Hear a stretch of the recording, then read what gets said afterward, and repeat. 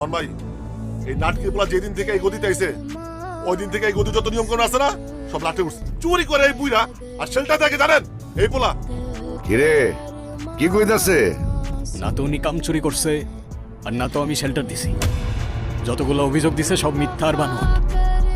সত্যি কথা হইতেছে চাচার বয়স হয়েছে, কাজ করতে গিয়া রোদের মধ্যে মাথা ঘুরায় পড়ে গেছিল, সেই জন্য উনি চাচারে মারছে আর বিনিময়ে আমি ওরে মারছি।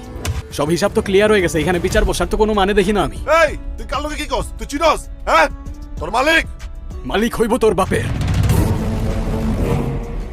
আমার মালিক এক আল্লাহ, দ্বিতীয় কোনো মালিক এই জমিনে পয়দা হয় নাই আর হবে না।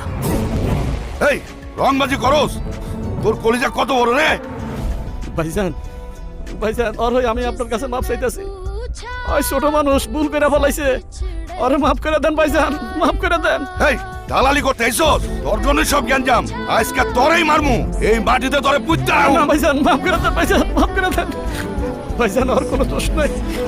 এই এই সোমান ভাই, বাহ, আমারে মারবি তুই? কলিজা তোর কম না? আমার গতিতে দাঁড়ায় তুই আমার দিকে বন্দুক তাক করস? সোমান ভাই, চাচার কোনো দোষ নাই, আপনি পিস্তলটা নামান, আমি কিছু করবো না। তুই কিছু করবি না? আমার গতিতে দাঁড়াইয়া আমার দিকে পিস্তল উঠাস? ওরে আমি ভয় পাইছি, এই পোলা বলে আমার মাইরা ফালাইবো। সোমান ভাই আবারও বলতেছি, পিস্তলটা নামান, আপনি পিস্তল নামান, চাচার কোনো দোষ নাই। কোনো দোষ নাই?